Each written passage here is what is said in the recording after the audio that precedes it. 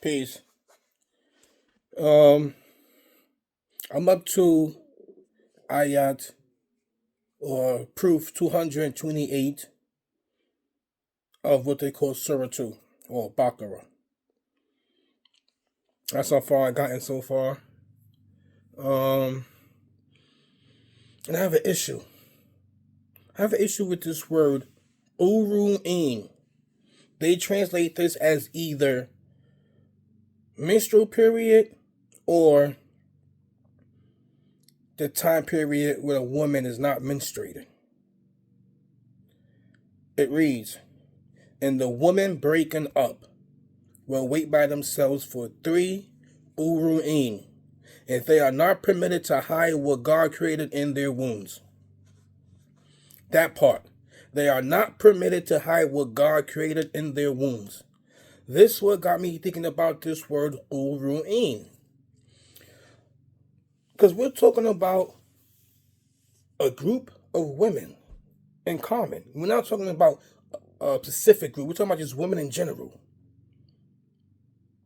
And if the woman is breaking up for a man, and she got to wait for 3 uru'in, and you're translating this as menstrual periods, menstruation, or the period of time when a woman's not menstruating, it doesn't make sense.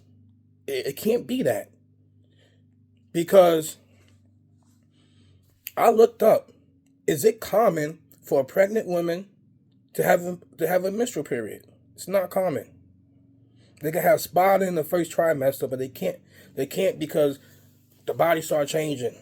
The lining of the uterus, all that stuff changes and stuff like that. So they're not, they're pregnant, so they're not having the menstruation no more.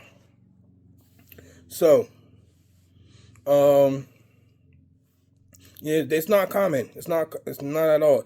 I mean, the spotting could be common, but they don't consider that menstrual bleeding.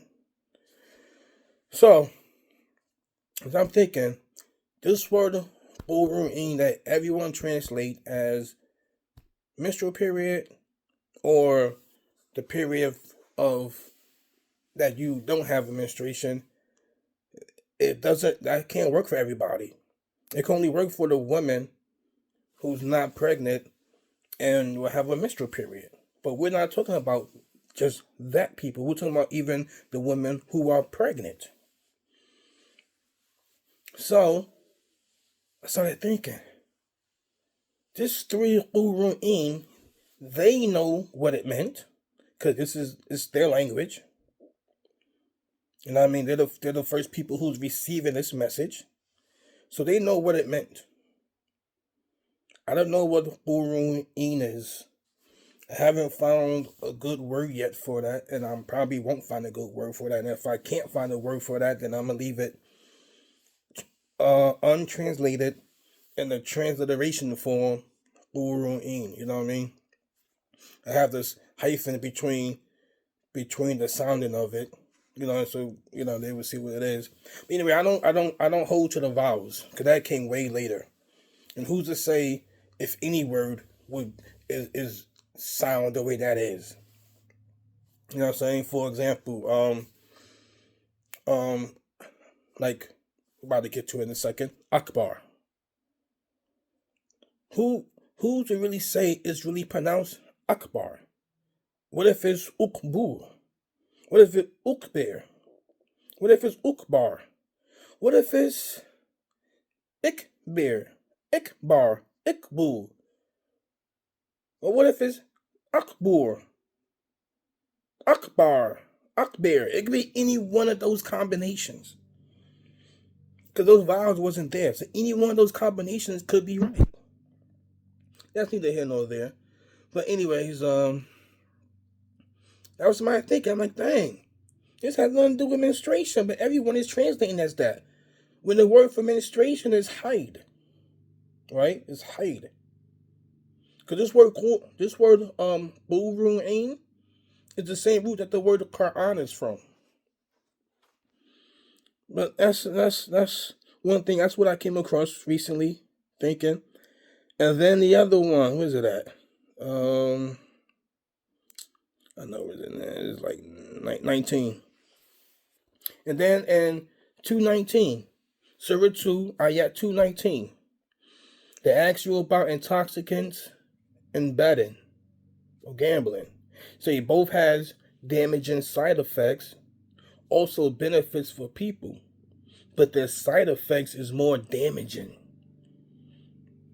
The word itham means like sin, wrongdoing, it has negative connotations to it, whatever, right? So they translate that as the sin is great. Both has great sin and also benefit for the people, but the sin is greater than the benefit. Right? So I'm thinking, intoxicants, alcohol, whatever you want to say, and the gambling or betting. I'm thinking to myself, nah, sin can't be. I mean, it could lead to sinful behavior, but I don't like the word sin for this. It sounds better. So I was thinking what they have in common. Addiction. So I'm like, dang. Oh, excuse me. So I was like, dang. The addiction is what they have in common. Because I was on this part right here for several days trying to think like, yo, what is this? So I'm thinking, yeah, okay. Addiction. The addiction. The addiction is great. A great addiction. I'm like, man, great addiction. Nah, that's not sounding right. So I was thinking, like, what's words that we use that go along with addiction when we're talking about addiction and what happens in people's life? I'm thinking, like, what's the word that it can't be great. So that's when I came up with damaging, because sometimes the word could bear, it could also mean like worse. Akbar could be worse, or you know what I mean, like the word alim and avim. Like sometimes is it avim? One of them words. I think avim sometimes means like stern, serious. Like these words could take on other words meaning that fit the content, in context. So I was like, yeah, okay, damaging addiction. And I was like, wait a minute. I was like, addiction is not hitting it right for me. So I started thinking more. Like, dang, what's a better word? What's a better word for it? Even though I'm still translating and stuff, sometimes I get stuck. I'm just like, yeah, I can't move past it. I gotta figure this out. Then I came up with, oh shoot, side effects. Damaging side effects. So the intoxicants and the betting, it has damaging side effects. But the side effects is akbar, is more damaging than the benefits. And then what we know about like alcohol and drugs and stuff like that, and gambling, betting, whatever, we know different bad outcomes or bad results that come from it. Like if you know Dan Patrick, he talks sports. He got sports. He has a sports talk show, radio show. He talks about how his gambling, his betting, it got so bad. Like he finally came and had to like quit, like stop it. Like he don't even do it at all because it was bad. It was bad for him. But anyways, yeah, that's like another thing that I like try to get right when I'm translating. I'm trying to get the spirit of what's being said, because I'm trying to make sure we understand it in English. You know what I'm saying? Not how the so-called Arabs understand it. You know what I mean? Because like even these lexicons came years later. So who's to say that every meaning that's in the lexicon is even right? You know what I'm saying? Because there's probably meanings of it that they used back then that the lexicon might not even know. You know what I'm saying? So I'm just trying to get to the spirit of it, be honest translation, honest to the word, to the spirit of the word. And I'm just doing this, and hopefully, God will accept this from me. However far I get, you know what I mean?